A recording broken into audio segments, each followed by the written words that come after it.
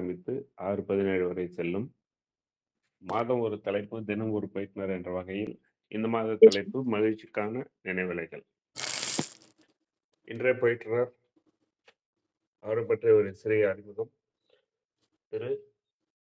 திருமதி எஸ். முத்துலட்சுமி அவர்கள் அசிஸ்டன்ட் மேனேஜராக கார்ப்பரேட் பப்ளிஷிங் கம்பெனியில் வேலை செய்யும் அவர் தமிழ் மீது மிகுந்த ஆர்வம் கொண்டவர். நம்முடைய நற்பலர் தளத்தில் நீண்ட காலமாக வந்து கொண்டு அவரது பங்களிப்பை கொடுத்து கொண்டு பேச்சாளராகவும் பார்வையாளராகவும் இருந்து ஃபீட்பேக் கொடுத்து நிறைய பங்களிக்கப்படுபவர். எந்த தளங்களில் இந்த மாதிரி பயிற்சிகள் இருந்தாலும் அதில் கலந்து கொண்டு அவரது பங்களிப்பை அருமையாக கொடுப்பவர். 2 நாளைக்கு முன் அவங்களுடைய அம்மா இந்த தளத்தில் அருமையான ஒரு பயிற்சியை கொடுத்து சென்றார்கள்.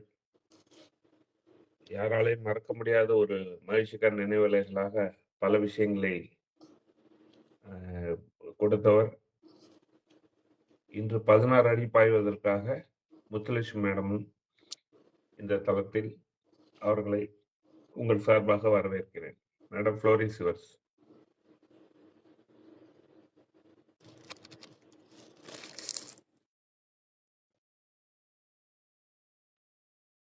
மேடம் மியூட்ல இருக்கீங்க. மேடம் உங்க கேமராவை எனக்கு கொஞ்சம் அட்ஜஸ்ட் பண்ணிக்கலாம். இப்போ ஓகேவா மேம்? வாய்ஸ் வருதா? Voice okay. Okay okay, thank you ma'am. அனைவருக்கும் நற்புலி நண்பர்கள் அனைவருக்கும் நற்காலை வணக்கம். இன்றைய தலைப்பு மகிழ்ச்சிக்கான நினைவலைகள். இன்னைக்கு நான் உங்களோட பகிர போறது என்னுடைய சிறு வயது முதல் இன்னைக்கு வரைக்கும் மகிழ்ச்சிக்கான நினைவலைகளா எனக்கு ஞாபகம் இருக்கிற சில விஷயங்களை பகிர்ந்துக்கிறேன்.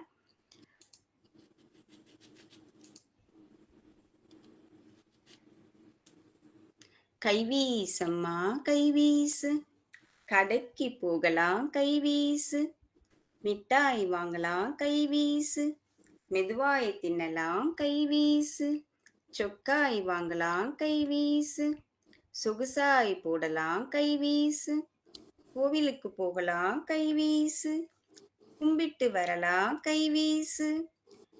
இப்ப இந்த கைவீசு நான் பாடும்போது எவ்வளோ பேர் எல்லாரும் கைவீசு நிற்பீங்கன்னு நினைக்கிறேன். கை வீசாம இருந்திருக்கவே முடியாது.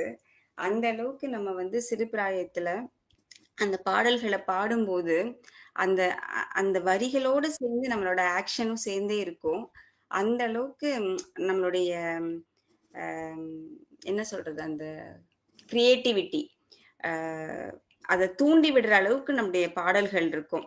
அதுலேருந்து அந்த நினைவலைகள் ஏன் இன்னைக்கும் இருக்குது அப்படின்னா, அது நம்ம ஆக்ஷனோட செஞ்சு அந்த திரும்ப திரும்ப நம்ம மனசு அதுல ஈடுபட்டு அதுல இருந்து வெளியில வர முடியாம இருக்கிறதுனாலதான் நம்ம அதுக்குள்ள இன்னுமே அந்த பாட்டை கேட்டோம்னா நமக்கு தானாகவே நம்மளுடைய கைகள் வீச ஆரம்பிக்குது.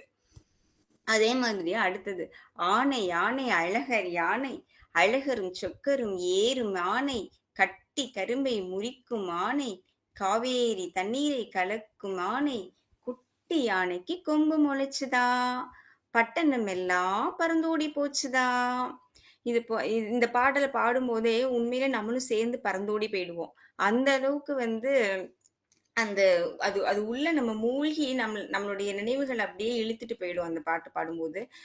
இந்த பாடல்கள்லாம் எனக்கு ஏன் ஞாபகம் இருக்குன்னா, சின்ன வயசுல அந்த தமிழ் புக்கை திறந்த உடனே எனக்கு எப்பவுமே எடுத்த உடனே புக்கை திறக்கணும்னா ஃபர்ஸ்ட் இந்த மாதிரி தமிழ் புக்கை திறந்து இந்த மாதிரி பாடலாம் பாடினா அன்னைக்கு நாள் ரொம்ப இனிமையா இருக்கும்.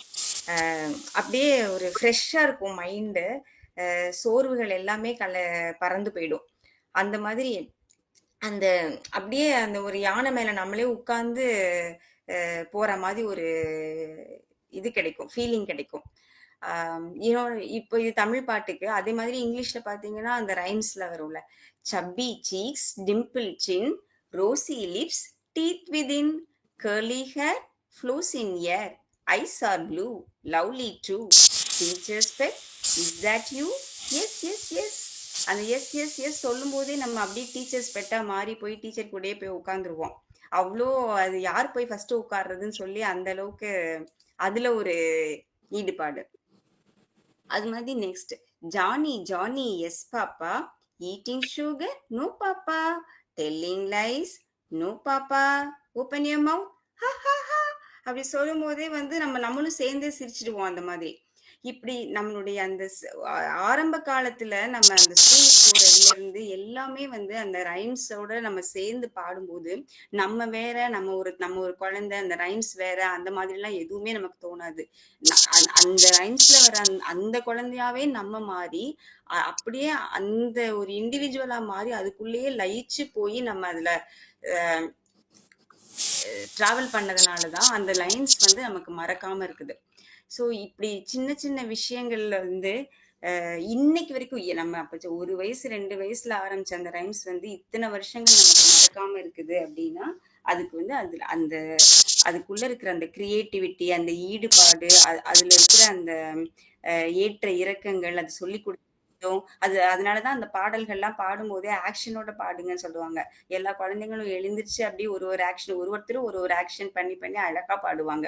இதெல்லாம் நம்ம பாடினது மட்டும் இல்லாம இன்னைக்கும் நம்ம வீட்டுல நம்மளை சுத்தி இருக்கிற எந்த பசங்க பாடினாலும் நம்ம அப்படியே நம்மளை மறந்து கேட்போம். அந்த அளவுக்கு ஒரு மகிழ்ச்சியை கொடுக்கிற தருணங்களா இன்னுக்கும் நினைவலைகளா அது இருக்குது. இதுல இருந்து ஆரம்பிக்கிறேன் என்னுடைய பயணத்தை. அதுக்கப்புறம் இந்த ஸ்கூல் டேஸ்ல இருக்கும்போது ஒரு வாட்டி என்னாச்சு, திருச்செந்தூர் போயிருந்தோம். ஃபேமிலியோட போயிருக்கும்போது திடீர்னு பார்த்தா அன்னைக்கு ரொம்ப கூட்டம். அந்த கூட்டத்துல வந்து நான் காணாம போயிட்டேன். காணாம போன்ட்டு திருச்செந்தூர் எப்பவுமே கூட்டமாக தான் இருக்கும். அந்த இதுல காணாம போய் எங்க போய் தேடுறதுன்னே தெரியல. அப்படியே அங்க எங்க சுத்திட்டு இருக்கும்போது அங்க ஒரு போலீஸ் இருந்தாங்க. அவங்க கிட்ட போய் நான் சின்ன குழந்தை தானே, நான் அழுதுட்டு இருந்ததை பார்த்து அவங்களா கேட்டிருக்காங்க. என்னம்மா தனியா இருக்கிற, என்ன ஆச்சு சொல்லி கேட்டா, அப்பா பேர் என்ன அம்மா பேர் என்னன்னு சொல்லி விசாரிக்கும் போது எனக்கு அப்போ அதை சொல்றதுக்கு கூட தெளிவில்லாத அந்த மழலை குரல் இருந்த அந்த வயசு, அவ்வளோ சின்ன வயசு. அப்போ வந்து அப்பா பேர் கேட்டா, என்னோட அப்பா பேர் சண்முகம், நான் சொல்ல தெரியாம ஜம் அப்படி சொல்லியிருக்கேன். அம்மா பேர் என்னன்னு கேட்டா சுந்தரிங்கிறதுக்கு பதிலாக சுண்டலி சொல்லியிருக்கேன். அவ்வளோ சின்ன குழந்தையா இருந்திருக்கேன். அவங்களே சிரிச்சுட்டு இந்த குழந்தை என்ன பண்றது சொல்லி அப்புறம் மைக்ல அனௌன்ஸ் பண்ணியிருக்காங்க, இந்த மாதிரி இந்த கலர் ட்ரெஸ் போட்டு இந்த பாப்பா இங்க இருக்குது, யாராவது தொலைச்சிட்டீங்கன்னா மிஸ் பண்ணிட்டீங்கன்னா வந்து கூட்டு போங்கன்ட்டு. அப்புறம் கேட்டு எங்க அப்பாவும் அம்மாவும் அது வரைக்கும் அவங்க தேடிட்டு தான் இருந்தாங்க. அப்புறம் மைக் அனௌன்ஸ்மெண்ட் கேட்ட உடனே கரெக்டா வந்து கண்டுபிடிச்சி கூட்டு போயிட்டாங்க. ஸோ அப்போ வந்து சொன்னாங்க, போலீஸ் சொல்லியிருக்காங்க உங்க பொண்ணு இந்த மாதிரி உங்க நேம சொல்லிச்சுன்னு சொல்லிட்டு. அதை இன்னைக்கு வரைக்கும் எங்க அம்மா சொல்லி சொல்லி சிரிப்பாங்க, நீ இப்படி பேரை சொன்ன அப்படி சொல்லி. அது ஒரு மகிழ்ச்சிக்கான நினைவலைகளா எனக்கு இருக்குது. அதுக்கப்புறம் சின்ன வயசுல வந்து நம்ம திருக்கார்த்திகை வரும்ல, திருக்கார்த்திகை வரும்போதெல்லாம் வந்து எனக்கு இன்னைக்கும் டெய்லி நான் திருக்கார்த்திகை அப்போ விளக்கேத்துறச்ச எனக்கு என்ன ஞாபகம் வருதோ வரலையோ, ஆனா இது மட்டும் ஞாபகம் வரும். என்னன்னா எங்க வீட்டுல வந்து ஒரு மரக்குதிரை இருக்கும். எல்லார் வீட்லயும் இருந்திருக்கும், இப்ப இருக்கான்னு தெரியல. நிறைய பேர் அது இல்லாத வீடே இருந்திருக்காதுன்னு நினைக்கிறேன். அந்த பழைய காலத்துல படத்துல எல்லாம் கூட வரும். எங்க வீட்டுல அந்த குதிரை ஒண்ணு இருக்கு. அது இப்பவும் இருக்கு எங்க வீட்டுல. இங்க இல்ல, ஊர்ல இருக்குது. சூப்பரா இருக்கும். அந்த குதிரை வந்து அப்படியே அந்த பெயிண்ட் கலர் கூட மாறாம இன்னும் அப்படியே இருக்கு. எங்க அப்பா என்ன பண்ணுவாங்க, அந்த குதிரையை பார்க்கும் போதெல்லாம் வந்து தொடச்சு வைப்பாங்க. சும்மா எங்க அப்பா சும்மாவே எப்படி அங்க போகும்போதெல்லாம் ஏதாவது திங்ஸ் கண்ணில் பட்டுச்சுன்னா துடைப்பாங்க. அந்த குதிரைக்கு வந்து ஒரு ஸ்பெஷல் அட்டென்ஷன் கொடுத்து துடைப்பாங்க. என்ன பண்ணாங்க, எப்பவும் திருக்கார்த்திகை அன்னைக்கு விளக்கேத்தி வச்ச உடனே அந்த குதிரையை வந்து ஒரு இடத்துல வச்சுட்டு என்னை ஏத்தி அதுல உட்கார வச்சிருவாங்க. நான் அந்த குதிரையை பிடிச்சிட்டு அப்படியே டான்ஸ் ஆடிட்டு இருப்பேன், குதிரையில போற மாதிரி ஒரு இது கொடுத்துட்டு.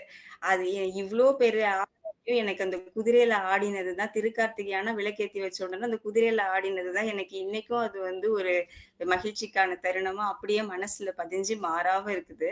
அப்போ அந்த பாட்டு கூட ஞாபகம் வரும். ஹாய் உங்க அப்பா வாங்கி தந்த குதிரை, அதுல நானும் போக போறேன் மதுரை. ஹாய் உங்க அப்பா வாங்கி தந்த குதிரை, அதுல நானும் போக போறேன் மதுரை. ஆசை ஆசை அம்மா சுட்ட தோசை, பங்கு கேட்டா உனக்கு விழும் பூசை, தரமாட்டேன் போடி எனக்கு வேணும் தாடி அப்படி சொல்லி அந்த பாட்டை பாடிக்கிட்டே ஆடினது அந்த இதுதான் வந்து அப்படி ஞாபகம் இருக்கும். இப்ப கூட வீட்டுக்கு போனா அந்த குதிரையை பார்க்கும் போதெல்லாம் எனக்கு அந்த ஞாபகங்கள் வந்துரும். ஐயோ அப்பா இல்லையே அதை தொடச்சு கொடுக்கறதுக்கு அப்படி சொல்லிட்டு. அது அந்த ஒரு அவ்வளோ ஒரு சின்ன சின்ன விஷயங்கள்ல தான் என்னோட மகிழ்ச்சிகள் நிறைஞ்சிருக்குது. அந்த சின்ன சின்ன நிகழ்ச்சிகள் வந்து ஒரு அபூர்வமான இதா இருக்கும். இப்ப இப்ப வந்து எவ்ளோ அதெல்லாம் அதெல்லாம் தவிர்த்துட்டு வெறும் பணம், வசதி இத மட்டும் பார்த்து இது பண்ணா அந்த மகிழ்ச்சி எனக்கு கிடைக்காது. அது இதுல கிடைக்காத மகிழ்ச்சி எனக்கு அதுல தான் கிடைக்குது. அப்படிதான் நான் ஃபீல் பண்றேன். அதுக்கப்புறம் ஒரு வாட்டி என்னாச்சு, ஒரு நாள் ஒரு ஃபர்ஸ்ட் ஸ்டாண்டர்ட் ஆமா. ஃபர்ஸ்ட் ஸ்டாண்டர்டோ, செகண்ட் ஸ்டாண்டர்டோ படிக்கிறச்ச எக்ஸாம் நடந்துட்டு இருக்குது. அப்போ ஒரு ஜாக்கி சான் படம் ஒண்ணு ரிலீஸ் ஆச்சு. எங்க அப்பாவுக்கு ரொம்ப பிடிக்கும். அந்த மாதிரி படம்லாம் பார்க்கறதுக்கு. அவங்க என்ன பண்ணுவாங்க, "நீ நல்லா படிச்சேன்னா, அடுத்த நாள் எக்ஸாம், மண்டே எக்ஸாம், சண்டே வந்து படம். நல்லா படிச்சேன்னா படத்துக்கு கூட்டு போவேன்" அப்படின்னு சொன்னாங்க. சரின்னு சொல்லிட்டு படிச்சு அப்பல்லாம் வந்து எங்க அப்பா படிச்சு வீட்ல டெஸ்ட் வேற வைப்பாங்க. எல்லா கொஸ்டின் எழுதி குடுத்துருவாங்க. ஆன்சர் எழுதி வைக்கணும். கரெக்ட் பண்ணுவாங்க. இதெல்லாம் பண்ணி முடிச்சு ஓகே படத்துக்கு கூட்டு போறேன்னு சொல்லிட்டு கூட்டு போயிட்டாங்க. அப்ப வந்து ரொம்ப ஆரம்ப காலத்துல தான் இருந்தாங்க. அப்பா வந்து அப்ப வெறும் சைக்கிள் மட்டும் தான் இருக்கும் அப்போ. அந்த சைக்கிள்ல பின்னாடி கேரியர் இருக்கும். முன்னாடி வந்து ஒரு பேபி சீட் இருக்கும். ஒரு சின்னதா ஒரு ட்ரையாங்கிள் ஷேப்ல அந்த குட்டியா இருக்கும்ல, அந்த பேபி சீட். அந்த பேபிஸ் ட்ரையாங்கிள் கூட இல்ல. அந்த ஒரு கூடை மாதிரி இருக்கும் தெரியுமா? சைக்கிள்ல கூடை மாட்டுவாங்க. அந்த கூடை தான் இருக்கும் பேபி சீட்டுன்னு. அதுல வந்து என்னைய உட்கார வச்சுட்டு, பின்னாடி அம்மா சைக்கிள்ல வந்து போயாச்சு படத்துக்கு. போயிட்டு நல்லா படம் பார்த்துட்டு வரும்போது என்ன பண்ணிட்டேன், கால வந்து அந்த சைக்கிளோட ஃபோக்கஸ் கம்பி இருக்கும்ல ஃப்ரண்ட் வீல்ல, அதுக்குள்ள கால விட்டுட்டேன். கால விட்டு நல்லா கால் நசுங்கி அந்த அதெல்லாம் மொழி சொல்லுவாங்கல்ல, அது பெரண்டுருச்சு. அதுக்கப்புறம் அடுத்த நாள் எக்ஸாம். எங்க அப்பா என்ன பண்ணுவாங்க, டெய்லி பாவம் காலம்பற ஆஃபீஸ் போகும்போது அப்படியே சைக்கிளோட எனக்கு திருப்பியும் சைக்கிள்லயே அப்ப அந்த அளவுக்கு தான் வசதி. அதனால சைக்கிள்ல கூட்டு போயிட்டு, அந்த இதுல அப்படியே அந்த சீட்ல வயர் கூடை இருக்கும்ல, அதுலேருந்து அப்படியே தூக்கி கொண்டு போய் கிளாஸ் ரூம்ல அப்படியே உட்கார வச்சுருவாங்க. நான் எக்ஸாம் எழுதணும். திருப்பி வெயிட் பண்ணி அப்படியே சைக்கிள்ல உட்கார வச்சு கூட்டு வந்து வீட்ல விட்டுருவாங்க. நான் படிக்கணும். இப்படி இது மாதிரி ஒரு மொத்தம் 5 பேப்பரா என்னமோ ஃபர்ஸ்ட் ஸ்டாண்டர்ட், செகண்ட் ஸ்டாண்டர்டோ எல்லா எக்ஸாமும் அதே மாதிரி பொறுமையா இது பண்ணாங்க. அதுல வேற நான் என்ன பண்ணிட்டேன், ஒரு நாள் ஒரு புக்க வச்சுட்டு வந்துட்டேன் ஸ்கூல்ல படிச்சுட்டு வீட்டுக்கு எடுத்துட்டு வராம. திருப்பி செகண்ட் ட்ரிப் வீட்ல இங்கேருந்து அங்க வரைக்கும் ரொம்ப தூரம் எங்க ஸ்கூலுக்கும் வீட்டுக்கும். 2வது வாட்டி மறுபடியும் சைக்கிள்ல போய் எங்க அப்பா புக் எடுத்துட்டு கொண்டு வந்து குடுத்து திருப்பி படிச்சுட்டு அடுத்த நாள் எக்ஸாம்க்கு போனேன். இந்த மாதிரி இதெல்லாம் வந்து எனக்கு அப்படியே கண்ணுக்குள்ளேயே இன்னைக்கு ஒரு ஒரு வாட்டி நான் தனிமையில இருக்கும்போது இதெல்லாம் யோசிச்சு பார்ப்பேன். எப்படி அந்த அடிபட்டது, அந்த அழுதது அதெல்லாம் கூட ஞாபகம் இருக்குது. அந்த அளவுக்கு மனசுல பதிஞ்சிருக்குது அந்த நிகழ்வுகள்லாம்.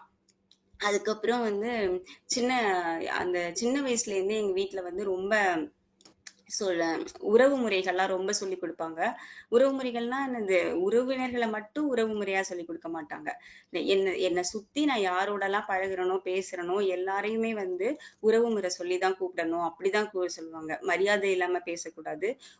என்னோட சின்னதா 1 வயசு, ஒரே 1 மாசம் பெரியவங்களா இருந்தா கூட அவங்கள வந்து அண்ணா, அக்கான்னு தான் கூப்பிடணும். பேர சொல்லிலாம் கூப்பிடக்கூடாது. நீ போ, வா அப்படிலாம் சொல்லக்கூடாது. இது எங்க வீட்ல சின்ன வயசுல இருந்தே அப்படிதான். இப்ப சில பேர் வீட்ல வந்து அப்பா அம்மாவை கூட உரிமையா போம்மா வாமா சொல்லுவாங்கல்ல. எங்க வீட்ல அப்படிலாம் கிடையாது. போங்க வாங்க அப்படிதான் சொல்லணும். அது சின்ன வயசுல இருந்தே அப்படியே பிராக்டிஸ் ஆயிடுச்சு. அதுக்கப்புறம் பக்கத்து வீட்ல யாரா இருந்தாலும் சரி எல்லாரையும் வந்து அத்தை, மாமா, அண்ணா, அக்கா, தாத்தா, பாட்டி. எனக்கு எனக்கு தெரிஞ்ச வார்த்தைகள் இவ்வளவுதான். யார பார்த்தாலும் இந்த இந்த வார்த்தைகள்ல ஏதாவது ஒண்ண சொல்லிதான் கூப்பிடணும். அவங்க யாரு எந்த இதுவா இருந்தாலும் பரவாயில்ல. அதனால எங்க வீட்டை சுத்தி யார கூப்பிட்டாலும் பக்கத்து வீட்டு மாமி, மாமா, அத்தை, எதிர்த்த வீட்ல அவங்க எப்படி யாரா இருந்தாலும் தாத்தா, பாட்டி, அக்கா, அண்ணா இப்படிதான். வேற எதை பத்தியும் அது வச்சு ஒரு நாள் ஒருத்தங்க வந்து அது ஒரு காம்பவுண்ட் வீடு அப்போ. அப்போ வந்து இவரு பிச்சை எடுக்கிறதுக்கு ஒருத்தவங்க வந்திருந்தாங்க. அவங்க கூட நான் போய் அம்மா பெகர் அங்கிள் வந்திருக்காங்க அப்படிதான் நான் சொன்னேன் நானு. எங்க அம்மா சிரிச்சுட்டே வந்து அவங்க இருப்பாங்க. அவரும் கூடவே சேர்ந்து சிரிச்சாரு எங்களோட நான் சொல்றத பார்த்து. அந்த மாதிரி எனக்கு அது இப்போ வரைக்கும் அப்படிதான் அந்த பிராக்டிஸ் இருக்கு. சென்னைக்கு வேலைக்கு வந்தப்ப கூட என்ன பண்ணுவேன், இங்க இருக்கவங்க வந்து சென்னையில வந்து பெரியவங்கனாலும் அவர் இவர்னு சொன்னா வந்து மரியாதை தான் இங்க சென்னையில. ஆனா எங்களுக்கு எங்க வீட்டுல சொல்லி கொடுத்தபடி எப்படின்னா, இப்ப நம்ம யார் மேலயாச்சும் கோபமா இருந்தோம்னா அவங்களதான் வந்து நம்ம அவரு ஆமா அவர் இப்படி சொல்லிட்டாரு, இவர் இப்படி பண்ணிட்டாரு அப்படி சொன்னா எனக்கு அவங்க மேல ஏதோ ஒரு கோபம் இருக்கு அப்படி அர்த்தம். அப்படிதான் எங்களோட பழக்கத்துல கோபம்லாம் இல்லைன்னா அவங்க சொல்லிட்டாங்க, இவங்க வந்தாங்க, இவங்க இப்படி பண்ணாங்க, அவங்க இவங்கன்னு சொன்னா மரியாதை. அவர் இவருன்னு சொன்னா மரியாதை கிடையாது. அப்படி வந்து எங்க பழக்கம். அங்க ஊர்ல வளர்ந்ததுல. ஆஃபீஸ்க்கு வந்தா இங்க எல்லாருமே அவர் இவருன்னு சொல்லுவாங்களா, என்னடா இது எல்லாரும் அவர் இவருன்னு சொல்றாங்க அப்படின்னு சொல்லி நான் பேசுறது மட்டும் டிஃப்ரெண்டா இருக்கும். அவங்க இவங்கன்னு சொல்லுவேன். அது மாதிரி அதுக்கப்புறம் கொஞ்சம் இவங்களுடைய முறைப்படி கொஞ்சம் பழகிக்கிட்டேன். இப்ப கூட அந்த சொல்லும்போது ஆஃபீஸ்ல ஏதாவது பேசும்போது அவர் இப்படி சொன்னாரு, அப்படி சொன்னான்னா, என்னுடைய உள் மனசு வந்து, "ஏய் நீ மரியாதை இல்லாம பேசுற" அப்படின்னு சொல்லி எனக்கு சுட்டிக்காட்டும். அது என்னவோ அந்த அளவுக்கு வந்து அந்த பழக்கம் அப்படியே மனசுல ஆழமா பதிஞ்சிருச்சு. அதுக்கப்புறமா வந்து எங்க வீட்டு பக்கத்துலயே வந்து கவிதா ஸ்டோர்ஸ்ன்னு ஒரு ஸ்டோர்ஸ் இருக்கும். அங்க நான் சொல்றது வந்து நெல்லையில ஜங்ஷன்ல பஸ் ஸ்டாண்டுக்கு எதிர்த்தாப்புல ஒரு பில்டிங்ல தான் நாங்க குடியிருந்தோம். அந்த பில்டிங் பக்கத்துலயே வந்து கவிதா ஸ்டோர்ஸ்ன்னு இருக்கும். அங்க வந்து இந்த ஃபேன்சி ஸ்டோர் மாதிரி எல்லாமே இருக்கும். சின்ன சின்ன சாமான்லாம். எங்க அப்பா என்ன பண்ணுவாங்க, ஆக்சுவலா அம்மா, அப்பா 2 பேரும் வேலை செஞ்சதுனால, நாங்க சின்ன பிள்ளைங்களா இருக்கும்போது அப்பா வந்து அங்க கிளம்புறதுக்குலாம் அப்பா தான் ஹெல்ப் பண்ணி விடுவாங்க. அ அப்போ பவுடர் போட்டு பொட்டு வைக்கிறது இதெல்லாம் அப்பாவோட வேலை. என்ன பண்ணுவாங்க, அதனால அவங்க தான் போய் எங்களுக்கு பொட்டு வாங்கிட்டு வருவாங்க. அந்த ஃபேன்சி ஸ்டோர்ஸ்ல, கவிதா ஸ்டோர்ஸ்ல எங்க அப்பா போனாலே கேட்கவே வேணாம். அவர் எடுத்து குடுத்துடுவாரு. என்ன தெரியுமா குடுப்பாரு? அந்த என்ன சாந்து பொட்டு இருக்குல்ல, அதுல அந்த கலர் கலரா இருக்கிறதெல்லாம் எங்க அப்பா வாங்க மாட்டாங்க. ஒரே ஒரு அந்த ஸ்டிக் தனியா இருக்கும்ல, ஒரு ஒரு கலர். அதுல எல்லோ கலர், நல்ல மஞ்சள் கலர், அந்த கலர் போட்டத எங்க அப்பா வாங்குவாங்க. எங்க அப்பாவ பார்த்த உடனே அவர் எடுத்து அத கையில குடுத்துடுவாரு. அந்த மஞ்சள் கலர் எங்க ஸ்கூல்லயே சாந்து போட்டு மஞ்சள் கலர்ல வைக்கிற ஒரே ப பசங்க நானும் என் தங்கச்சியும் தான். நாங்க எங்க 2 பேருக்கும். இப்ப எல்லாரும் மெரூன் கலர்ல போட்டு வைக்கிறாங்கப்பா. எங்களுக்கு மட்டும் நீங்க எல்லோ கலர்ல போட்டு வைக்கிறீங்க அப்படின்னு சொல்லி கேட்டாங்கன்னா, உடனே இல்லம்மா நீ அத சொல்லுவாங்க, "நீ மாநிறமா இருக்கல்ல, அதனால உனக்கு இந்த மஞ்சள் கலர் போட்டு வச்சா தான் நல்லா எடுப்பா இருக்கும்" அப்படின்னு சொல்லிட்டு எப்ப பார்த்தாலும் மஞ்சள் கலர் போட்டு வச்சு விட்டுருவாங்க. அது யாராச்சும் ஏதாவது பேசினா கூட ஐடென்டிஃபிகேஷன்னா அந்த மஞ்சள் கலர் போட்டு வச்சிருப்பாங்கல்ல, அந்த பொண்ணா அப்படிதான் கேட்பாங்க. அதுக்கப்புறம் காலேஜ்லாம் வந்ததுக்கு அப்புறம் தான் அந்த நாங்களா போட்டு வாங்க ஆரம்பிச்சதுக்கு அப்புறம் தான் அந்த மஞ்சள் மெரூன் ஆச்சு. அதனால இன்னைக்கும் நான் அந்த ஜங்ஷன் போனேன்னா அந்த கடைய பார்க்கும்போதெல்லாம் அப்பா வாங்கி குடுத்த அந்த மஞ்சள் கலர் பொட்டு இன்னும் நினைவலைகளா அப்படியே மனசுல பதிஞ்சிருக்குது அது. அதுக்கப்புறம் ஸ்கூல் வந்து எப்போ லீவ் விட்டாலும் சரி, இல்ல ஒரு சும்மா வீட்ல ஸ்கூல் போகாத நேரத்துல வீட்ல இருந்தாலும் சரி, என்ன பண்ணுவாங்க, ஒரு பெரிய டேபிள் இருக்கும். அந்த அந்த அந்த டேபிள் வந்து நான் பொறந்ததுலேருந்து இப்ப வரைக்கும் அந்த டேபிள் இருக்கு. அது நல்ல ஸ்ட்ராங்கான சூப்பர் டேபிள் அது. நல்ல 2 பேர் உட்கார்ந்து தாராளமா ஒரு பெரிய ரெக்கார்ட் நோட்லாம் வச்சு எழுதலாம். அவ்ளோ பெரிய டேபிள். அது மட்டும் நாங்க வாடகை வீட்ல இருந்தப்பவும் சரி, புது வீட்டுக்கு போனப்பவும் சரி, அந்த அந்த அந்த டேபிள் அவ்ளோ பெருசா இருக்கும் அது. அப்படியே ஷிஃப்ட் பண்ணி கொண்டு வந்து அசைக்கவே முடியாது. அவ்ளோ வெயிட்டா இருக்கும். அது வச்சிருப்பாங்க. என்ன பண்ணுவாங்க, எங்க 2 பேரையும் தூக்கி அந்த டேபிள் மேல உட்கார வச்சுருவாங்க. உட்கார வச்சுட்டு டேபிள்ஸ் புக்க கையில குடுத்துருவாங்க. குடுத்துட்டு நாங்க படிக்கணும். 1ல இருந்து 20 டேபிள்ஸ் வரைக்கும் சொல்லணும். அந்த ஃபர்ஸ்ட் டேபிள் சொல்லும்போதும் 20 வரைக்கும் கீழயும் சொல்லணும். அத நாங்க வந்து இப்போ ஏதாவது ஒண்ணு தப்பா சொல்ட்டோம்னா, பாதியில விட்டுட்டு பாதியில தப்பா சொல்ட்டோம்னா, திருப்பி ஃபர்ஸ்ட்ல இருந்து சொல்லணும். இதுதான் எங்க அப்பாவோட ட்ரெய்னிங்கு. உட்கார வச்சுட்டு, சொல்லு படிச்சுட்டு வா. தப்பு விட்டேன்னா திருப்பி படிச்சுட்டு வா" அப்படின்னு சொல்லிட்டு 1 1 sir 1 1 2 sir 2 1 3 sir 3 1 4 sir 4 1 5 sir 5ன்னு ஆரம்பிச்சு 20 சார் வரைக்கும் நான் முடிக்கணும். அதுல நடுவுல எப்ப தப்பு விட்டாலும் ஃபர்ஸ்ட்ல இருந்து சொல்லணும். இப்படியே சொல்லி டேபிள்ஸ ஃபுல்லா ட்ரெயின் பண்ணுவாங்க. அது எங்களுக்கு அப்போ அது அவங்க சொல்லிக் குடுக்கும்போது ரொம்ப கஷ்டமா இருக்கும். அப்பா இப்படி பண்றாங்க, எல்லாரும் விளையாடுறாங்க, நம்மள மட்டும் விளையாட விடாம டேபிள்ஸ் படிக்க வைக்கிறாங்க அப்படின்னு சொல்லிட்டு. ஆனா அப்பா விடவே மாட்டாங்க. அது மாதிரி ஸ்கூல்ல ஒரு வாட்டி சொல்லிக் குடுத்தாங்கன்னா, அப்பா வீட்ல வந்து இன்னொரு வாட்டி லைன் பை லைன் அது ரீட் பண்ணி, ஒரு ஒரு லைனுக்கும் அர்த்தம் சொல்லிக் குடுத்து, அத திருப்பி செகண்ட் டைம் டீச் பண்ணி, அப்புறம் நாங்க படிச்சு அத நாங்க ஒப்பிக்கணும். அந்த மாதிரி சொல்லிக் குடுப்பாங்க. இதெல்லாம் வந்து சின்ன வயசுல. அதுக்கப்புறம் ஒரு 5த்துக்கு அப்புறம் வந்து அப்பாக்கு அதுக்கப்புறம் டைம் இல்ல. நாங்களே படிக்க ஆரம்பிச்சுட்டோம். எனக்கு தெரிஞ்சு 3 ஸ்டாண்டர்டோ, 4 ஸ்டாண்டர்டோ வரைக்கும் அப்பா இப்படிதான் சொல்லிக் குடுப்பாங்க. அ எனக்கு அந்த புக்கெல்லாம் பார்க்கும்போதே அத அண்டர்லைன் பண்ணி, அழகா ஹைலைட் பண்ணி சொல்லிக் குடுப்பாங்க. ஆக்சுவலா அவங்க வந்து படிச்சதெல்லாம் பார்த்தீங்கன்னா, அப்பா வந்து ரொம்ப ரொம்ப ஒரு கிராமத்துல படிச்சாங்க. அவங்க ரொம்ப கஷ்டப்பட்ட ஃபேமிலி வேற. அவங்களுக்கு அப்பலாம் சப்போர்ட்டே கிடையாது. 7 பேர் அப்பா குடும்பத்துல. அம்மா குடும்பத்திலயும் 7 பேரு. அப்பா குடும்பத்துல 5 பையன், 2 பொண்ணு. அம்மா குடும்பத்துல 5 பொண்ணு, 2 பையன். அ அப்பா தான் ஃபர்ஸ்ட்டு. அதனால தாத்தா வந்து என்ன பண்ணுவாங்களாம், அந்த ஒரு கிராமத்துலேருந்து இன்னொரு கிராமத்துக்கு அது ஆக்சுவலா விவசாய குடும்பம் அவங்க. ஏதோ ஓலையெல்லாம் வண்டியில வச்சு கொண்டு போவாங்களாம். கொண்டு போறச்ச அப்பாவுக்கு வந்து அந்த ஊர்ல படிக்கிறதுக்கு ஸ்கூல் கிடையாது. அதனால பக்கத்து ஊர்ல தான் போய் படிக்கணுமா. ஒண்ணு தாத்தா கூட அந்த வண்டியில போனா உண்டு. இல்லன்னா அப்பா நடந்தே தான் போணுமா. ஏதோ நெறைய கிலோமீட்டர் சொல்லுவாங்க. அவ்ளோ கிலோமீட்டர் நடந்து தான் நாங்க போய் படிச்சோம். அதுல சாப்பாடுலாம் கூட கட்டி குடுக்க மாட்டாங்க. காலையிலலாம் அப்ப வந்து ரொம்ப சுண்டல் தான் சாப்பிடுவாங்களாம். இட்லி, தோசைலாம் வந்து ஏதோ தீபாவளிக்கு சாப்பிடுற மாரி தான் அவங்களுக்கு. இப்படி தினமும் இட்லி, தோசைலாம் சாப்பிட மாட்டாங்க. மத்தியானத்துக்கு சாதம் கட்டி குடுத்துருவாங்க.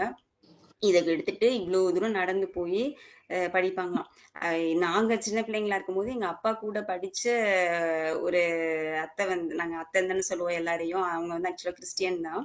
அந்த அத்தை வந்து எங்க அப்பாவோட கிளாஸ்மேட் அப்போ கிராமத்துல இருக்கும்போது. இப்ப வந்து அம்மாவோட கூட ஒர்க் பண்ணாங்க. அவங்க சேம் பெர்சனே. அவங்க சொல்லுவாங்க, "நானும் உங்க அப்பாவும் எப்படி படிச்சோம் தெரியுமா?" அப்படி சொல்லி அவங்களும் அதே கதையவே சொல்லுவாங்க என்கிட்ட. 2 பேரும் போவாங்க. அப்படி ரொம்ப தூரம் ஏதோ சொல்லுவாங்க. போய் படிச்சுட்டு வந்து அப்படி படிச்சவங்க, அவங்க வீட்ல ஃபர்ஸ்ட் பையங்கிறதுனால, அவங்க படிச்சு தான் குடும்பத்த வந்து தலை நிமிர்த்தி வைக்கணும் அப்படிங்கிற ஒரு கடமை உணர்வு அவங்களுக்கு. அது எனக்கு அவள பிரமிக்க வைக்கிறது என்னன்னா, அந்த காலத்துல கூட அவங்க படிச்சதுல, இ எங்க அப்பா ஆஃபீஸ்ல ஒர்க் பண்ண ஆரம்பிக்கும்போது, நாங்கலாம் வளர்ந்துட்டோம் அந்த நேரத்துல. அப்ப பார்ப்பேன் ஃபைலா எழுதுவாங்க. லெட்டரா எழுதுவாங்க. டிஸ்ட்ரிக்ட் இண்டஸ்ட்ரி சென்டர்ன்னு மாவட்ட தொழில் மையம். அதுல தான் இருந்தாங்க. அதுல ஃபர்ஸ்ட்டு அசிஸ்டன்ட்டா இருந்தாங்க. அதுக்கப்புறம் லாஸ்ட்டா ரிட்டயர் ஆகும்போது மேனேஜரா இருந்தாங்க. அவங்க பாப்போம் ஃபைலா எழுதி ஏகப்பட்ட லெட்டர் எழுதுவாங்கல்ல, அந்த லெட்டர்லாம் பார்த்துட்டு அதுக்கப்புறம் பேங்க்குக்கு நார்மலா எங்களுக்காக லெட்டர் எழுதுறது. அதெல்லாம் பார்த்தா அந்த கடிதத்துல ஃபர்ஸ்ட் லைன்லேருந்து லாஸ்ட் லைன் வரைக்கும் ஒரு அடித்தல், திருத்தல் கூட இருக்காது அப்பாக்கு. அப்படியே வந்து ஒரு சின்ன கிராமர் மிஸ்டேக்குன்னு இதுவரைக்கும் எங்க அப்பாவோட எந்த அஃபிஷியல் லெட்டர்லயும் சரி, பெர்சனல் லெட்டர்லயும் சரி நான் பார்த்ததே கிடையாது. இதுவரைக்கும் நான் பார்த்ததே கிடையாது. எனக்கே ஆச்சரியமா இருக்கும். எப்படி இப்ப நானும் எழுதுவேன். மிஸ்டேக் இல்லாம தான் எழுதுவேன். ஏன்னா எனக்கு வந்து அ சின்ன குழந்தையிலேருந்தே ஸ்கூல் டேஸ்ல அத இங்கிலீஷ் வந்து ஸ்பெல்லிங் டெஸ்ட் குடுப்பாங்க. நாங்க படிச்ச ஸ்கூல்லலாம். 10 வேர்ட்ஸ் குடுப்பாங்க. அந்த 10 வார்த்தையும் வந்து அ ஸ்பெல்லிங் மிஸ்டேக் இல்லாம எழுதுனா 10 அவுட் ஆஃப் 10. ஸோ யாரு 10 அவுட் ஆஃப் 10 வாங்குறான்னு சொல்லிட்டு எங்களுக்குள்ள ஒரு காம்படிஷன் இருக்கும். அதே மாரி தமிழ் பீரியட்லயும் அவங்க வார்த்தைகள் சொல்லுவாங்க. நம்ம வந்து பிழை இல்லாம எழுதணும். அந்த இதுல. ஸோ அதனால இந்த எங்க ஸ்கூல் டேஸ்ல அந்த ட்ரெய்னிங் இருந்ததுனால எழுத்து பிழை வரவே வராது. தமிழ்லயும் வராது, இங்கிலீஷ்லயும் வராது. அப்புறம் சின்ன வயசுலேருந்தே அப்பாவும் சரி, அம்மாவும் சரி கிராமர் புக்ஸு, ஸ்டோரி புக்ஸு அதெல்லாம் நெறைய வாங்கி குடுப்பாங்க. அது எங்க போனாலும் அந்த புக் வாங்குறது தான் எங்களுக்கு வேல. அது வாங்கி அது படிக்கிறது. சும்மா இருக்கும்போதெல்லாம் அந்த கிராமர் புக் எடுத்து புரட்டிட்டே இருப்பேன். அப்புறம் எனக்கு இங்கிலீஷ் மேம் ரொம்ப பிடிக்கும் எனக்கு. அவங்களோட வாய்ஸ், அவங்க சொல்லிக் குடுக்குறது, அந்த இது எல்லாமே பிடிக்கும். அதனால எனக்கு இயல்பாவே அது மேல ஒரு ஈடுபாடு இருந்தது, இங்கிலீஷ் மேல. அதனால நான் அப்படியே கிராமர் புக்ஸ்லாம் நெறைய படிப்பேன். இன்னொன்னு எங்க அப்பா என்ன பண்ணுவாங்க, இவ்ளோ பெரிய லிஃப்கோ டிக்ஷனரின்னு ஒண்ணு. 2 கையால தூக்கவே முடியாது. அந்த இதெல்லாம் ராமாயணம், மகாபாரதம்லாம் படிக்கிறதுக்கு அந்த ஒரு சின்ன டேபிள் வச்சிருப்பாங்கல்ல. அது வச்சு படிப்பாங்களே, அது பேர் சொல்ல தெரியல எனக்கு. அந்த அதுல வச்சு படிக்கிற அளவுக்கு வெயிட்டா இருக்கும் இந்த டிக்ஷனரியே. இதையும் இந்த டேபிள்ஸ் படிச்சு முடிச்ச உடனே எங்களுக்கு வேலையே டிக்ஷனரி படிக்கிறது. இந்த டிக்ஷனரியில வந்து டெய்லி நியூ வேர்ட்ஸ் படிக்கிறது. அப்புறம் லாஸ்ட் பேஜ்ல வந்து இடியம்ஸ் அண்ட் ஃப்ரேசஸ்ன்னு இருக்கும்ல அது, ப்ராவெர்ப்ஸ் இதெல்லாம் படிக்கிறது. இதுதான் எங்களுக்கு இது வந்து கம்பல்ஷன்னால படிக்கல. அப்பா சொல்லுவாங்க. அதுக்கப்புறம் எனக்கே இன்ட்ரெஸ்ட் இருந்ததுனால அப்படி படிச்சுட்டு இருப்பேன். எனக்கு என்னன்னா, இதெல்லாம் படிக்கிறதுனால எனக்கு வந்து மிஸ்டேக் வரல. கிராமரும் ஸ்கூல்ல நல்லா சொல்லிக் குடுப்பாங்க. நானும் நெறைய புக்ஸ் படிப்பேன். அப்படியே கிராமர் நல்லா கத்துக்கிட்டேன்.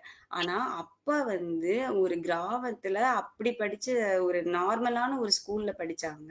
அவங்க எப்படி இந்த அளவுக்கு ஒரு கிராமர் மிஸ்டேக் கூட இல்லாம, ஒரு ஸ்பெல்லிங் மிஸ்டேக் கூட இல்லாம தமிழ், இங்கிலீஷ் 2லயும் எழுதுவாங்க. அப்பாவோட லெட்டர்ஸ்லாம் இன்னும் கூட நான் வச்சிருக்கேன்.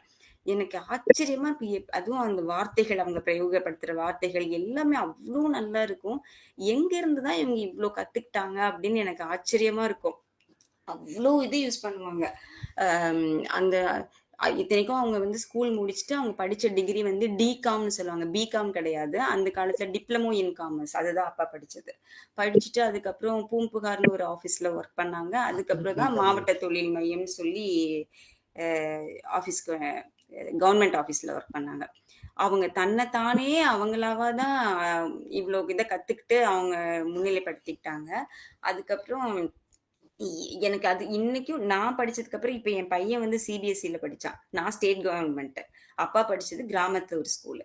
ஆனா இருக்கிறதுலே பெஸ்ட் யார் எழுதுவாங்கன்னா அப்பா தான். அடுத்ததுதான் நான்.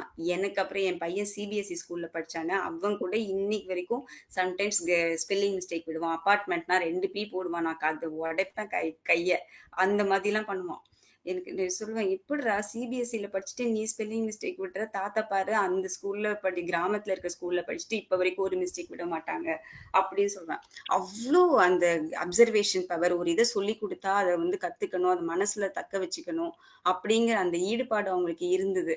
இதெல்லாம் வந்து எனக்கு பெருமையா இருக்கும். இந்த மாதிரி இதெல்லாம் நினைவு கூறும்போது அதெல்லாம் ஒரு மகிழ்ச்சியை கொடுக்குது. அதுக்கப்புறம் என்ன பண்ணுவோம், இந்த அப்பெல்லாம் ரொம்ப நோட் புக் எல்லாம் கடையில வாங்க மாட்டோம்ல. இந்த கேலண்டர் பெரிய மந்த்லி ஷீட், அந்த கேலண்டர் இருக்கும்ல, அதுல வந்து பின் பக்கம் வந்து ஒயிட்டா இருக்கும். ஒரு பக்கம் டேட்டு பிரிண்ட் ஆயிருக்கும், இன்னொரு பக்கம் ஒயிட்டா இருக்கும்.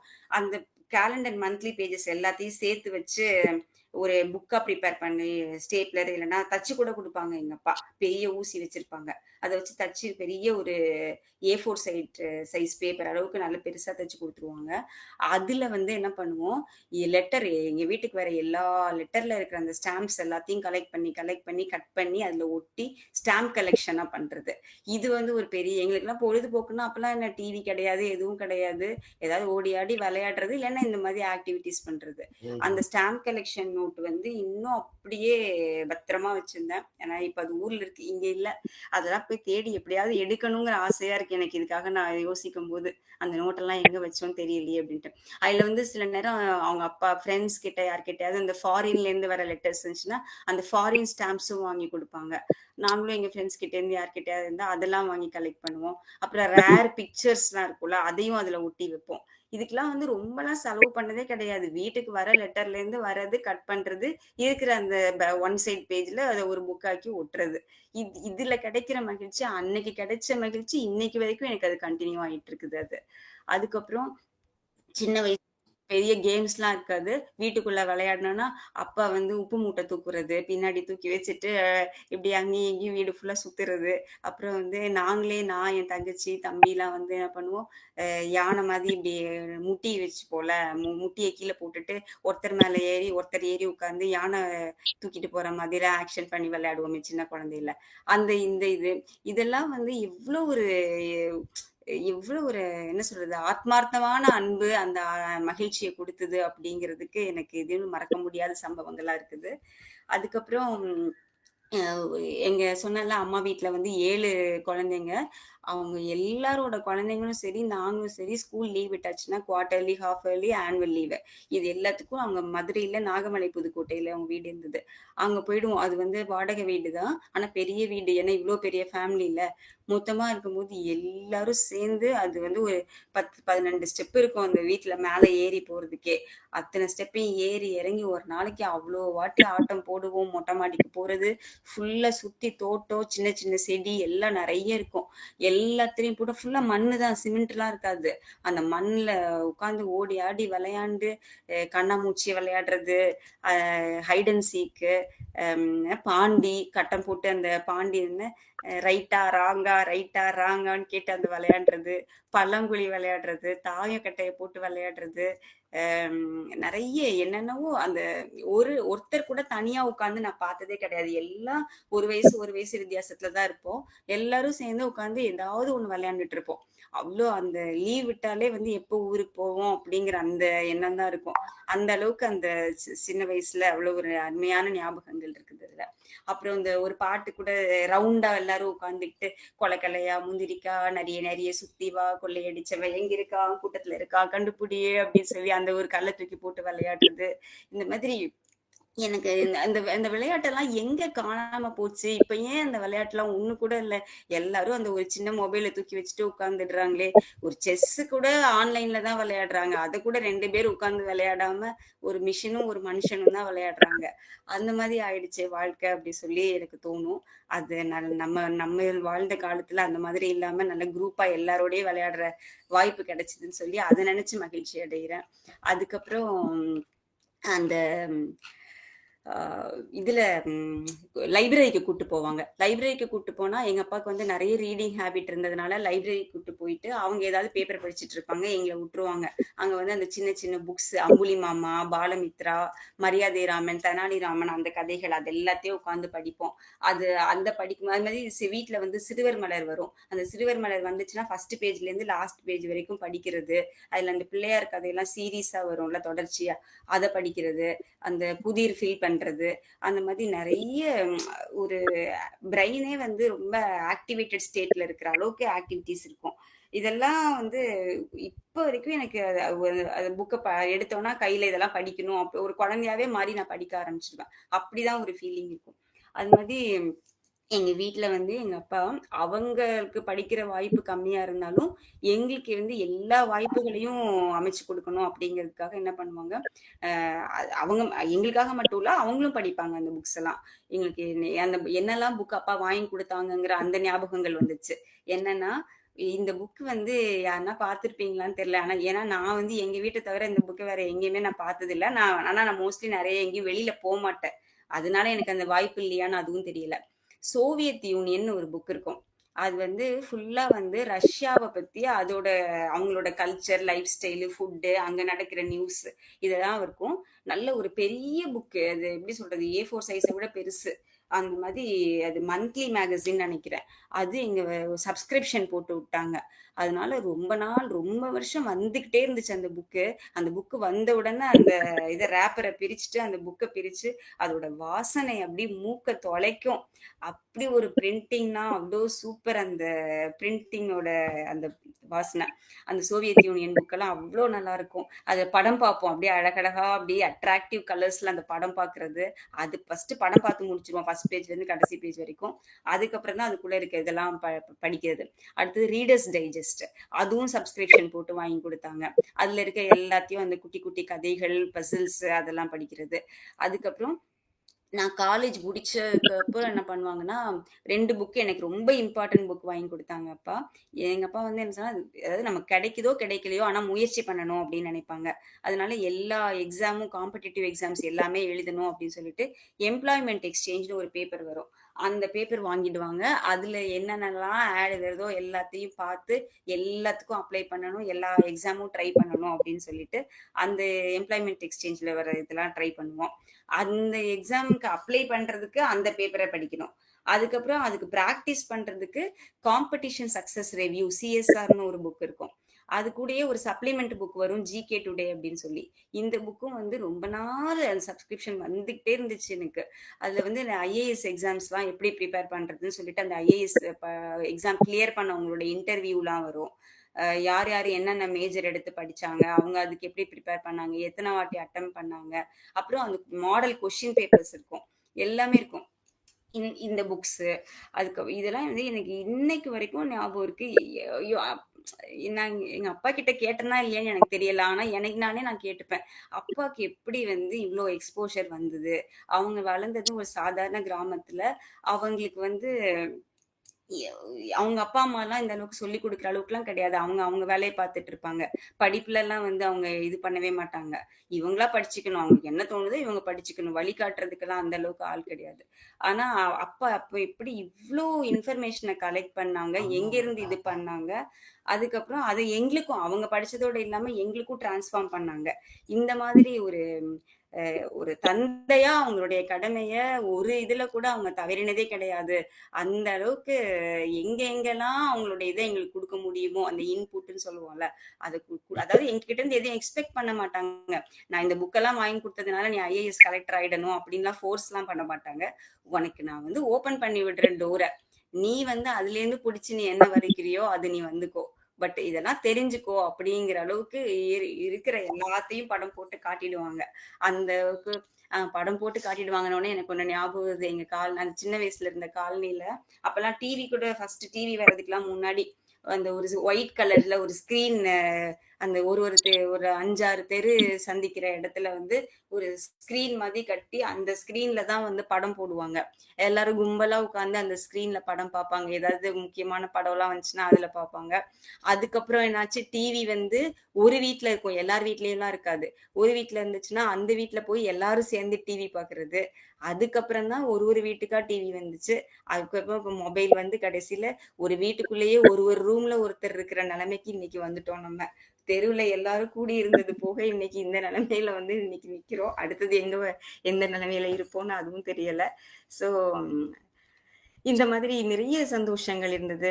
அப்புறம் கோவிலுக்கு போனா வந்து சாமிய பார்க்க முடியலன்னா, அப்பா என்ன பண்ணுவாங்க, கூட்டத்துல நாங்க சின்ன பிள்ளைங்களா இருப்போம்ல, அந்த தோள்ல தூக்கி உட்கார வச்சுருவாங்க. அப்படி எதையும் என்னையுமே பார்க்க மாட்டாங்க. அப்படியே தோள்ல தூக்கி உட்கார வச்சு, "சாமி பாரு, சாமி பாரு" அப்படின்னு சொல்லுவாங்க. அந்த இதெல்லாம் எனக்கு இன்னும் அப்படியே கண்ணுக்குள்ள நிக்குது. அந்த கோவிலுக்கு இப்ப போனாலும் எங்க அப்பா என்ன தோள்ல தூக்கி வச்சு சாமி காட்டுனது தான் ஞாபகம் வருது. அ அதுக்கப்புறம் சைக்கிள் ஓட்ட சொல்லிக் குடுத்தது. அத வந்து கீழ விழுந்து தான் கத்துக்கிட்டேன். அப்படியே நான் புடிச்சிருக்கேன்னு சொல்லுவாங்க. நாங்க ரவுண்டு தான் ஃபர்ஸ்ட்டு போட சொல்லுவாங்க. அப்பலாம் பேலன்ஸ் வீல்லாம் கிடையாது. நாங்க ஓட்டிட்டே இருக்கும்போது நைஸா கைய விட்டுருவாங்க. டொமால்னு கீழ விழுந்து முட்டிய உடைக்கிறது, அதெல்லாம் பார்த்து, அடிபட்டு தான் கத்துக்கணும்" அப்படிம்பாங்க. "என்னப்பா கீழ விட்டுட்டீங்க, புடிச்சுக்கிறேன்னு சொன்னீங்கன்னா" "இல்லம்மா, கீழ விழாம சைக்கிள் கத்துக்க முடியுமா? பட்டு தான் கத்துக்கணும்" அப்படிம்பாங்க. அந்த மாரி சைக்கிள் கத்துக் குடுத்தது. அதுக்கப்புறம் இப்படியே ஒண்ணு ஒண்ணா என்னென்னவோ கத்துக்கிட்டோம். அம்மா அம்மா வந்து என்ன பண்ணுவாங்கன்னா, அந்த கதை எழுதுறது, கட்டுரை எழுதுறது அதெல்லாம் வந்து அம்மா ஃபர்ஸ்ட்டு வந்து முதல்ல அவங்க எழுதி குடுத்து எங்களுக்கு கத்துக் குடுத்தாங்க. அதுக்கப்புறம் ஒரு கட்டத்துல வந்து அவங்க பிஸியா இருப்பாங்களா, சில நேரம் வந்து என்ன சொல்லுவாங்க, "இப்போ எனக்கு வேலை இருக்கு" அப்படின்னு சொன்னாங்கன்னா, எனக்கு வந்து சட்டுன்னு எனக்கு கோவம் வந்துரும். "ஆமா, நீங்க உங்களுக்கு மட்டும் எல்லாம் பண்ணிக்கிறீங்க, எனக்கு பண்ணவே மாட்டேங்கிறீங்க" அப்படின்னு சொல்லிட்டு ஒரு நாள் வந்து ரொம்ப ரோஷமா என்ன பண்ணேன், "நானே எழுதிக்கிறேன் போங்க" அப்படின்னு சொல்லிட்டு இல்ல அது ஆக்சுவலா எழுதல. ஒரு படம் வரையிறது. ரெக்கார்ட் நோட்ல படம் கூட அம்மா வரைஞ்சு குடுப்பாங்க. அந்த மீன்லாம் சூப்பரா வரைவாங்க. அம்மா டிராயிங் நல்லா பண்ணுவாங்க. ஒரு நாள் இப்படி திட்டுன உடனே நானே வரைஞ்சுக்கிறேன்னு சொல்லிட்டு, அன்னைக்கு பார்த்து பார்த்து என்ன பண்ணேன், அந்த ஒரு ட்ரேசிங் பேப்பர் இருக்கும்ல, அந்த ட்ரேசிங் பேப்பர புக் மேல வச்சு, அது மேல நானே வரையிறேன்னு சொல்லி கத்துக்கிட்டு, அதுக்கப்புறம் தான் கொஞ்சம் கொஞ்சமா கத்துக்கிட்டு ட்ரேசிங் பேப்பர் இல்லாம வரையிற அளவுக்கு வந்தேன். இந்த மாதிரி அந்த இன்னைக்கெல்லாம் அப்படி யாரும் ட்ரேசிங் பேப்பர், கார்பன் பேப்பர்லாம் யூஸ் பண்ணியே நான் பார்க்கறதில்ல. இதெல்லாம் நம்ம அப்பலாம் எழுதும்போது நோட்ஸ் ஃப்ரெண்ட்ஸுக்கு எழுதணும்னா, கார்பன் காப்பி வச்சு எழுதுறது. ஒருத்தர் ஒரு டாபிக் வச்சு ப்ரிப்பேர் பண்ணி அந்த கார்பன் காப்பிய ஃப்ரெண்ட்ஸ்குள்ள சர்க்குலேட் பண்றது. இந்த மாதிரி எவ்வளவோ நினைவலைகள் இதெல்லாம் இப்போ என்னால பார்க்க முடியலையே அப்படின்னு சொல்லி வருத்தமா இருக்கும். அதுக்கப்புறம் காலேஜ் படிக்கிறச்ச வந்து என்ன பண்ணுவோம், காலையில 4 மணிக்கு அந்த மார்கழி மாச குளிர்ல எழுப்பி விட்டுருவாங்க. அப்போ வந்து போணும். கோவிலுக்கு போயிட்டு, அதுக்கப்புறம் சாமி கும்பிட்டுட்டு, அதுக்கப்புறம் தான் குளிச்சு கிளம்பி காலையிலேயே குளிச்சுருவோம். சாமி கும்பிட்டுட்டு, அதுக்கப்புறம் வந்து வீட்ல எல்லா வேலையும் பண்ணிட்டு காலேஜ் போனோம். அப்போ அந்த வந்து ஒரு பெரிய வாசல்ல வந்து என்ன பண்ணுவோம், சாணம் அதாவது மாடு சாணம் போட்டிருக்கோம்ல, அந்த சாணத்த எடுத்து கரைச்சு, வாசல்ல ஃபுல்லா தெளிக்கணும். தெளிச்சு, அதுக்கப்புறம் அந்த பசுஞ்சாணத்துல தெளிச்ச தரையில நல்ல கம்பி கோலம், டிசைன் பூக்கோலம், எல்லா கோலமும் நல்ல பெரிய கோலத்த போட்டு, அந்த கோலத்துக்கு நடுவுல சாணத்துல ஒரு உருண்டை மாரி பிடிப்போம். புடிச்சு உட்கார வச்சு, அது பிள்ளையார் இதுன்னு சொல்லுவாங்க. உட்கார வச்சு, அதுல வந்து எங்க வீட்டு பக்கத்திலேயே வந்து செம்பருத்தி பூ, பூசணிக்கா பூ, மஞ்சள் பூசணி பூ அதெல்லாம் பூத்திருக்கும். அந்த பூவெல்லாம் எடுத்து வந்து சென்டர்ல பூ குத்துறது அப்படின்னு சொல்லுவாங்க. குத்தி வச்சுருவோம். குத்தி வச்சுட்டு, அது கொஞ்சம் காஞ்ச உடனே சாயந்தரம் ஆன உடனே எல்லாம் கொஞ்சம் வெயில் வந்ததுக்கு அப்புறம் எடுத்து அது சின்ன சின்ன எருவா தட்டி காய வைப்பாங்க. காய வச்சுட்டு அது எல்லாத்தையும் சேர்த்து வச்சுக்கணும். அந்த மாதிரி அந்த அதை முடிச்சுட்டு தான் அதுக்கப்புறம் கோவிலுக்கு போகணும். சைக்கிள் எடுத்துட்டு நானும் என் தங்கச்சியும் கோயில் போவோம். அப்ப அந்த போற வழியில அந்த இந்த பாட்டு கேட்கும். அப்படி இது ஆக்சுவலா அந்த கேட்கும் போதே கோவிலுக்கு போன திருப்தி கிடைச்சிரும். கோதையின் திருப்பாவை வாசகன் எம்பாவை கூப்பிடும் குரல் கேட்டு கண்ணன் வந்தான், கூப்பிடும் குரல் கேட்டு கண்ணன் வந்தான். மாதவர் பெரியாழ்வார் மன்னவர் குலத்தாழ்வார் ஓதிய மொழி கேட்டு கண்ணன் வந்தான், ஓதிய மொழி கேட்டு கண்ணன் வந்தான். வாரணமணியாக வலம் வரும் மணநாளில் மாதவன் வடிவாக கண்ணன் வந்தான், மாதவன் வடிவாக கண்ணன் வந்தான். மார்கழி பனி நாளில் மங்கையர் இளம் தோளில் கார்குழல் வடிவாக கண்ணன் வந்தான், காக்குழல் வடிவாக கண்ணன் வந்தான். இந்த பாட்டை கேட்கும் போதே அந்த மார்கழி மாசத்தோட அந்த உற்சாகம் அப்படியே பொங்கு. தூக்கமாவது ஒண்ணாவது எல்லாம் கலைஞ்சு போய் அப்படியே மெய்சிலிர்க்க கடவுளை கும்பிட்டுட்டு வந்து அதுக்கப்புறம் மற்ற வேலையெல்லாம் முடிச்சுட்டு காலேஜுக்கு போவோம். அந்த அந்த நாட்கள் மறக்க முடியாதது. இப்போ அதெல்லாம் பண்றதே இல்லை, எல்லாம் மிஸ் பண்றேன். இப்ப நானுமே பண்றது இல்லை. அந்த சின்ன வயசுல இருந்தது எல்லாமே விட்டு போச்சு அப்படிங்கிற அந்த ஃபீலிங் எனக்குமே இருக்குது. அதுக்கப்புறம் மார்கழி முடிஞ்சு தை மாசம் பொங்கல் வரும்போது நாங்க வந்து 3 நாள் பொங்கல் கொண்டாடுவோம். அப்போ அங்க ஊர்ல எல்லாம் ஃபர்ஸ்ட் நாள் பொங்கல் தை பொங்கல், 2வது நாள் மாட்டு பொங்கல், 3வது நாள் சிறுவீட்டு பொங்கல். முதல் நாள் பொங்கல் அன்னைக்கு வந்து 3 இது அடுப்பு கட்டி வைப்போம். ஒண்ணு அம்மாக்கு, ஒண்ணு எனக்கு, இன்னொன்னு என் தங்கச்சிக்கு. ஒண்ணுல சாதம் வைப்போம் வெண்பொங்கல், ஒண்ணுல வந்து சக்கரை பொங்கல், இன்னொன்னுலயும் வெண்பொங்கல். 3 இவ்வளோ பெரிய பானை. அந்த 3 பானை பொங்க பால் பொங்க பொங்க பொங்கல் வைக்கிறது. அது வந்து எல்லாரையும் வீட்டை சுத்தி இருக்க அத்தனை பேரையும் கூப்பிட்டு வாழை இலை போட்டு அந்த பொங்கல் எல்லாத்தையும் பரிமாறி அவியல், பொரியல், அப்பளம், ரசம், பச்சடி, அது இதுன்னு எல்லாத்தையும் போட்டு அப்படி ஒரு பெரிய சாப்பாடு நடக்கும் அன்னைக்கு பொங்கல் அன்னைக்கு. அதுக்கப்புறம் மாட்டு பொங்கல் அன்னைக்கு வந்து மாடு எல்லாம் நல்லா கொம்பெல்லாம் பெயிண்ட் அடிச்சு வேப்பலை மாலை அந்த மாலைன்னு போட்டு மாட்டு நகர்வலம் வரும். இதெல்லாமே நான் வளர்ந்ததுலாம் காலனில, எங்க ஊர்ல இன்னைக்கும் அந்த காலனில தான் எங்க வீடு இருக்குது. அங்க நடக்கிற இது நான் சொல்றேன், கிராமத்துல இல்ல இது நான் சொல்றது. அதுக்கப்புறம் 3வது நாள் சிறுவீட்டு பொங்கல் அன்னைக்கு என்ன பண்ணுவோம், அந்த எரு தட்டி காய வச்சிருந்தோம்ல மார்கழி மாசம், அந்த எருதுலாம் வந்து என்ன பண்ணுவோம்னா ஒரு அந்த நாங்க சிரட்டைன்னு சொல்லுவோம் எங்க ஊர்ல. இங்க சென்னையில வந்து அது என்ன சொல்லுவாங்க, கொட்டாங்குச்சி. அந்த கொட்டாங்குச்சியில வந்து அந்த எருவை தட்டி காய வச்சிருப்போம். அதனால அது கிண்ணம் கிண்ணமா ஷேப்ல வரும். அந்த கிண்ணத்தை எடுத்து அந்த அந்த கிண்ணத்துக்குள்ள பொங்கல், எல்லா காய் என்னென்னலாம் வச்சோமோ எல்லாத்தையும் அதுக்குள்ள வச்சு வச்சு நிறைய இந்த ஒரு ட்ரேல அடுக்கி கொண்டு போய், அப்புறம் மீனுக்கு பொறி வாங்கி இது எல்லாத்தையும் கொண்டு போயிட்டு பக்கத்துல இருக்க குளம், ஆறு என்ன இருக்கோ அதுல கொண்டு போய் மீனுக்கு சாப்பாடு போடுறது. இதுதான் அந்த சிறுவீட்டு பொங்கல் அன்னைக்கு நாங்க பண்றது. அப்புறம் வந்து அந்த குட்டியா ஒரு அடுப்பு இருக்கும். அந்த சின்ன குழந்தைங்களுக்கு எல்லாம் இந்த இப்பெல்லாம் அந்த குக்கர் எல்லாம் குழந்தைங்களுக்குன்னு வரல விளையாட்டு சாமான்ல, அந்த மாதிரி அடுப்பே சின்னதா இருக்கும். அது உண்மையான அடுப்பா, நான் சின்ன சின்னதா அந்த குட்டி 3 அடுப்புல வந்து ஒரு சின்ன பானையை வச்சு அதுல பாலை ஊத்தி பால் காய்ச்சுவோம். சின்ன பசங்க எல்லாம் வந்து வெல்லம் போட்டு பால் காய்ச்சணும். நாங்க பால் காய்ச்சி எல்லாருக்கும் கொடுக்கணும். அதான் அதுக்கு பேர் சிறுவீட்டு பொங்கல். இது வந்து பொங்கல் அப்போ நடக்கிற இந்த இன்சிடென்ட்ஸ். அது இப்போ இப்போ நாங்களும் இங்க சென்னைக்கு வந்ததுக்கு அப்புறம் எங்க குக்கர் பொங்கலாவே போயிடுச்சு. அந்த பொங்கல்லாம் மிஸ் ஆயிடுச்சு. அதனால இதெல்லாம் வந்து எனக்கு மகிழ்ச்சிக்கான நினைவலைகளா இன்னும் கொடுக்குது. அப்புறம் பொங்கல் அப்போ வந்து கோல போட்டி, பாட்டு போட்டி, கவிதை போட்டி, அந்த போட்டி இந்த போட்டின்னு ஏகப்பட்ட போட்டிகள் வைப்பாங்க. அதுக்கப்புறம் கரும்பு சாப்பிடுறதுக்கு எங்க அப்பா வெட்டி கொடுப்பாங்க. நாங்க நல்லா கடிச்சு கடிச்சு கடிச்சு அவ்வளவு சாப்பிடுவோம். இப்பெல்லாம் கரும்பு வெட்டுறதுக்கும் ஆள் இல்லை, கடிச்சு சாப்பிடுறதுக்கும் ஆள் இல்லை. கரும்பா வேண்டாம் அப்படின்ட்டு ஓடுற அளவுக்கு ஆயிடுச்சு அந்த நினைவலைகள். அதுக்கப்புறம் வந்து நிறைய இந்த மாதிரி சொல்லிக்கிட்டே போலாம். எனக்கு எதை சொல்றதுன்னே தெரியல. ஸ்கூல் படிக்கும்போது என்னோட ஃப்ரெண்டு ஒரு பொண்ணு லலிதான்னு என் கூட படிச்சா. அவ வந்து என்ன பண்ணுவா, எனக்கு 10th படிக்கும்போது, ஆமா 10th தான் வந்து கந்த சஷ்டி கவசத்தை அவ தான் எனக்கு சொல்லி கொடுத்தது. அவ டெய்லி அவ மேக்ஸ் வந்து நல்லா போடுவா, எப்பவுமே சென்டம் வாங்குவா. அப்போ நான் ஏதாவது தப்பு பண்ணினா மிஸ்டேக்லாம் கரெக்ட் பண்ணும்போது அப்போ சொல்லுவா, நீ வந்து டெய்லி கந்த சஷ்டி கவசம் படி, நம்ம வந்து சென்டம் வாங்கிடலாம் அப்படின்னு சொல்லி எனக்கு அது அது ஒரு நம்பிக்கையாவே என் மனசுல வந்து இது பண்ணிட்டா.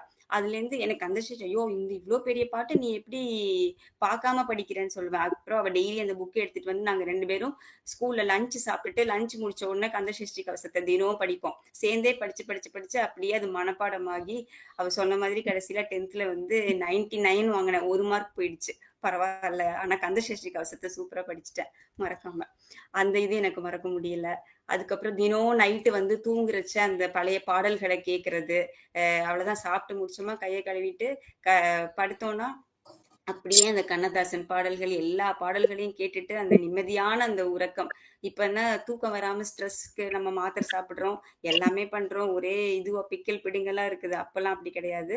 எந்த இதுவுமே இல்லாட்டாலும் ஒரு சிம்பிளான லைஃப் ஸ்டைல்ல ஒரு நார்மலான ரேடியோ வச்சு பாட்டு கேட்டுட்டு அழகா நிம்மதியான தூக்கத்தோட வாழ்ந்த காலங்கள் அது. அதுல அந்த பாட்டுலாம் ஞாபகம் வரும் எனக்கு. அமைதியான நதியினிலே ஓடம் ஓடும் அளவில்லாத வெள்ளம் வந்தால் ஆடும் அப்படின்னு அந்த பாட்டெல்லாம் கேட்டுட்டே நல்லா தூங்கிடுவோம்.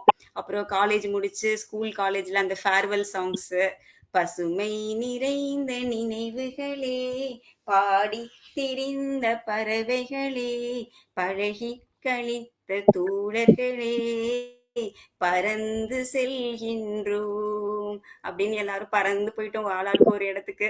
பறந்து போறதுக்கு முன்னாடி அந்த ஸ்லாம் புக்னு ஒரு புக் இருக்கும், ஃபில் பண்ணுவோம் எல்லாரும். ஒருத்தரை பத்தி ஒருத்தர் யாரை பத்தி நமக்கு என்னென்ன தெரியும்னு சொல்லி அந்த ஒரு கோடு கோடா போட்டு நேமு, ஏஜ், அட்ரஸ் அந்த மாதிரி டீட்டெயில்ஸ்லாம் இருக்கும். அதுக்கப்புறம் அவங்களுக்கு என்ன பிடிக்கும், என்ன கலர் பிடிக்கும் அப்படின்னு சொல்லிட்டு அந்த ஸ்லாம் புக்லாம் பார்த்து ரொம்ப வருஷம் ஆச்சு.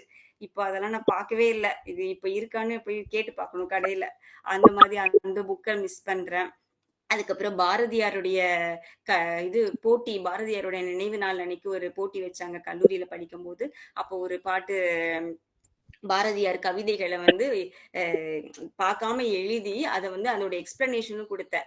அதுக்கு வந்து ஒரு நல்ல பாரதியார் கவிதைகள் புக் எனக்கு பிரைஸா கொடுத்தாங்க. அதுதான் முதல்ல நான் வாங்கின பாரதியார் புக்கு பிரைஸ். அது எனக்கு அந்த பாரதியார் கவிதைகள் புக் இன்னும் வச்சிருக்கேன். அதுல அந்த பாட்டை வந்து சொல்லும் போது அந்த எக்ஸ்பிளனேஷன் அவங்களுக்கு ரொம்ப பிடிச்சிருந்தது. ஜட்ஜா வந்து அவங்களுக்கு, காணி நிலம் வேண்டும் பராசக்தி, காணி நிலம் வேண்டும் அங்கு தூணில் அழகியதாய் நன் மாடங்கள் துய்ய நிறத்தினதாய், அந்த காணி நிலத்தினிடையே ஒரு மாளிகை கட்டித்தர வேண்டும், அங்கு கேணி அருகினிலே தென்னை மரமும் கீற்றும் இளநீரும் 10-12 தென்னை மரம் பக்கத்திலே வேணும், நல்ல முத்து சுடர் போலே நிலா ஒளி முன்பு வர வேணும், அங்கு கத்தும் குயிலோசை சற்றே வந்து காதிற்பட வேணும், என்றன் சித்தம் மகிழ்ந்திடவே நன்றாய் இளம் தென்றல் வர வேணும், பாட்டு கலந்திடவே அங்கே ஒரு பத்தினி பெண் வேணும், எங்கள் கூட்டுக்களியினிலே கவிதைகள் கொண்டு தர வேணும், அந்த காட்டு வெளியினிலே அம்மா நின்றன் காவலுற வேணும், என்றன் பாட்டு திறத்தாலே இவ்வையகத்தை பாலித்திட வேணும் அப்படின்னு பாரதியார் எழுதின அந்த பாட்டு. அப்படியே நான் என்ன டிஸ்கிரிப்ஷன் கொடுத்தேன்னா, அப்படி பராசக்தி கிட்ட போய் காளி வந்து அப்படியே டிமாண்ட் பண்றாரு, நீங்க வந்து எனக்கு இது ப்ளீஸ், இது எனக்கு கூட, நம்ம எல்லாம் ஆண்டவன் கிட்ட வேண்டுவோல, எனக்கு இது வேணும் ப்ளீஸ் எனக்கு ஹெல்ப் பண்ணுங்க அப்படின்ட்டு. அந்த மாதிரி எல்லாம் கேட்க மாட்டார். அவர் வந்து உரிமையோட கேட்பாரு, இங்க பாரு இப்ப சக்தி, எனக்கு இதெல்லாம் வேணும், இது நீ தான் எனக்கு கொடுக்கணும், எனக்கு இந்த மாதிரி ஒரு வீடு வேணும், அந்த வீட்டுல வந்து இவ்வளவு மாடங்கள் இருக்கணும், எனக்கு தென்னை மரம் இருக்கணும், கிணறு இருக்கணும், அந்த கிணத்துல தண்ணி இருக்கணும், அந்த கிணத்துக்கு மேல நிலாவோட ஒளி இருக்கணும், அந்த நில ஒளியில நான் கவிதை எழுதணும், அங்க நானும் என் மனைவியும் நிறைய விஷயங்களை கலந்து பேசி நாங்க வந்து முடிவெடுக்கணும், நாங்க பேசி முடிவெடுக்கும் போது மத்தவங்க எல்லாரும் வந்து எங்களை டிஸ்டர்ப் பண்ணி எங்களுடைய விடுதலை உணர்வுகளெல்லாம் வந்து கலைச்சிடக்கூடாது, என்னுடைய சிந்தனைகளை கலைக்காம இருக்கிறதுக்கு யாராவது வந்து டிஸ்டர்ப் பண்ணாம அதுக்கு வந்து நீ காவல் இருக்கணும், நீ எனக்கு காவல் இருந்தேன்னா இந்த நாட்டை காக்குற இதை நான் பாத்துக்கிறேன் அப்படின்னு சொல்ற அளவுக்கு பாரதியார் வந்து அவ்வளோ ஒரு க்ளோஸ் அசோசியேஷன் வித் பராசக்தி. அந்த இதை வந்து என்னால எனக்கு அப்படியே கண்ணுக்குள்ளேயே நான் அப்படியே நினைப்பேன், பாரதியாரும் பராசக்தியும் காளியும் எப்படி டைரக்டா பேசினாங்கன்னா எப்படி பேசியிருப்பாங்க அப்படின்னு சொல்லி. அந்த அளவுக்கு அந்த இதை சொன்னதுனால அவங்க அப்படி அவங்களுக்கு ரொம்ப பிடிச்சி எனக்கு அந்த பாரதியார் கவிதைகள் புக்கை கிஃப்டா கொடுத்தாங்க ப்ரெசென்டா. அது இன்னும் வச்சிருக்கேன். அதுக்கப்புறம் காலேஜ்ல, சாரதா காலேஜ்ல படிக்கிறச்ச ராமகிருஷ்ண பரமஹம்சரா, அது எங்களோட காலேஜ் ஃபுல்லாவே வந்து இதுதான், சினிமா அந்த மாதிரி எல்லாம் கிடையாது. சாரி கொஞ்சம் கன்க்ளூட் பண்ணிக்கங்க. Okay sir, okay sir. அது அந்த இதுல ராமகிருஷ்ண பரமஹம்சரா இது பண்ணது ஞாபகம் இருந்துச்சு. அதுக்கப்புறம் நிறைய பட்டிமன்றம், கவிதைகள், குவிஸ் போனது, இந்த மாதிரி நிறைய இது. அதுக்கப்புறம் நிறைய இது வந்து ஹாஸ்டல்ல படிக்கும்போது அப்பா எழுதின லெட்டர்ஸ், அங்க போன் கிடையாது, அதனால எஸ்டிடி பூத்ல போய் போன் பண்ணி பேசின விஷயங்கள் இது. அப்புறம் பீச்ல போய் பலூன் ஷூட்டிங் பண்ணது, இந்த மாதிரி இதெல்லாம் ஒரே ஒரு வாட்டி தான் பண்ணியிருப்பேன். ஆனா அது வந்து ரொம்ப அழியாத நினைவுகளா இன்னும் இருக்குது. அதுக்கப்புறம் அப்படி அவ்வளவுதான். அதுக்கப்புறம் நிறைய போயிட்டு சின்ன குழந்தை பிறந்துச்சு, என் பையன் எனக்கு பிறந்தான். அவன் பிறந்த உடனே ஒரு நெல்லையப்பர் கோவில் கூட்டு போயிட்டு வந்தப்போ ஒரே அந்த முதல் நாள் கூட்டு போயிட்டு வந்தப்போ வந்து ஒரு டான்ஸ், அது அந்த அவ்வளவு நாளும் சோர்வா இருந்த குழந்தை வந்து அன்னைக்கு தையத்தக்கன்னு அப்படி குதின்னு குதிச்சு அப்படி ஒரு புன் சிரிப்போட ஆடிச்சு. அந்த ஃபீலிங் வந்து எனக்கு இன்னும் கண்ணுக்குள்ள இருக்குது. அப்புறம் லாஸ்டா இதை மட்டும் சொல்லி முடிச்சிடுறேன். அப்பா அம்மா வந்து வயசாகி இருக்கும் போது அவங்க கைலாஷ் போகணும்னு ஆசைப்பட்ட போது, கைலாஷ் போகும்போது அவங்களுக்கு வேணுங்கிற அத்தனை இதையும் வந்து ஒரு லிஸ்ட் எழுதி, அவங்களுக்கு அங்க போனா நம்மள மாதிரி நார்மல் சாப்பாடு அங்க சாப்பிட முடியாது, அதுக்குடைய வசதிகள் இருக்காதுங்கிறதுனால அந்த லிஸ்ட்ல இருக்க எல்லாத்தையும் பார்த்து ஒரு கடையா போய் வாங்கி ஒண்ணு கூட மிஸ் பண்ணாம அவங்க போயிட்டு வர அந்த ட்ரிப் முடியிற வரைக்கும் வேணுங்கிறது எல்லாத்தையும் எவ்வளவு வேணுமோ அவ்வளவு வாங்கி கம்ப்ளீட்டா பேக் பண்ணி அனுப்பிச்சு வச்சேன். அப்ப வந்து திரும்பி வரும்போது எங்க அப்பா சொன்னாங்க, நான் மட்டும் இல்ல, என் கூட வந்தவங்க எல்லாருமே இது எல்லாத்தையுமே சாப்பிட்டோம், எல்லாரோட பிளெஸிங்ஸும் உனக்கு இருக்குது, எல்லாரும் சந்தோஷப்பட்டாங்க, உங்க பொண்ணு வந்து நல்லா பார்த்து எது வேணும்னு பார்த்து கரெக்டா வாங்கி கொடுத்து அனுப்பியிருக்காங்க, இது இல்லைன்னா எனக்கு ரொம்ப அதை மேனேஜ் பண்றது கஷ்டமா இருந்திருக்கும் அப்படின்னு சொல்லி சொன்னாங்க. அது வந்து எனக்கு எப்பவுமே அது ஞாபகத்துல இருக்குது. இதெல்லாம் வந்து அருமையான நினைவலைகளா இருந்துச்சு. அதுக்கப்புறம் அம்மாவுடைய ஃபங்ஷன் அவார்ட் ஃபங்ஷனுக்கு போனது நானும் அப்பாவும் கூட போயிருந்து அதை ஒரு சிறப்பித்த அந்த தருணமும் மகிழ்வான தருணமா இருக்குது. அவ்வளவுதான். Thank you sir. Thank you madam. அருமையான மகிழ்ச்சிக்கான நினைவலைகள். 16 அடி பாய சொல்லி கேட்டா 160 அடி பாய்ஞ்சிருக்கிறீங்க. அப்படிதான் நம்ம சொல்லணும். ஒரு சிறு வயது ரைம்ஸ்ல இருந்து ஆரம்பிச்சு நீங்க கல்லூரி படிச்சது, அப்பா எழுத ப்ராக்டிஸ் பண்ணி கொடுத்தது, கிட்டத்தட்ட அப்பான்ற வார்த்தை ஒரு 1000 முறை ஒழிச்சிருக்கும்னு தான் நம்ம சொல்லணும். ஏன்னா அவர் அந்த உங்களுக்கு எழுத ப்ராக்டிஸ் பண்ணது, நோட்டு வச்சு கொடுத்தது, அவர் வாங்கி கொடுத்த competition success, employment news, readers digest, இதெல்லாம் கேட்கும்போது என்னோட அப்பா எனக்கு பண்ணது அப்படியே முழுமையாக ஞாபகம் வருது. அப்படியே சிமிலர். உங்களுக்கு என்னென்னலாம் உங்க அப்பாட்ட நீங்க எக்ஸ்பீரியன்ஸ் பண்ணீங்களோ அது எல்லாமே எனக்குமே கிட்டத்தட்ட நடந்திருக்கிற விஷயங்கள். அந்த மாதிரி ஒரு ஹாஃப் ஏர்லி முடிச்சுட்டு வந்தோம்னா எல்லாரும் போய் ஜாலியாக விளையாடுவாங்க. அவர் அந்த கொஸ்டின் பேப்பரு அதோட ஆன்சர் ஃபுல்லாக சாய்ஸ் இல்லாமல் எல்லாத்தையும் எழுதிட்டு அப்புறம் நீங்கள்லாம் போய் விளையாட போகலாம் பாரு. ஸோ இதெல்லாம் பயங்கர கடுப்பாகும். பட் அதெல்லாம் எந்த அளவுக்கு அகடமிக்கில் பின்னாடி ஹெல்ப் பண்ணிச்சுன்னு நமக்கு தான் எக்ஸ்பீரியன்ஸ் பண்ணால் தான் தெரியும். ஸோ நிறைய நிகழ்வுகள் நீங்கள் அடுக்கிக்கொண்டே போனீங்க. உங்களுடைய பொய்க்கால் அந்த குதிரை விளையாட்டுலேருந்து மார்கழி மாதம் கோவில் போனது, அந்த பாட்டு ஸ்பீக்கரில் மார்கழி மாதம்னாலே அந்த ஸ்பீக்கர் போட்டுருவாங்க இல்லையா, அந்த அந்த விஷயங்கள், எத்தனை மகிழ்வலைகள் நீங்கள்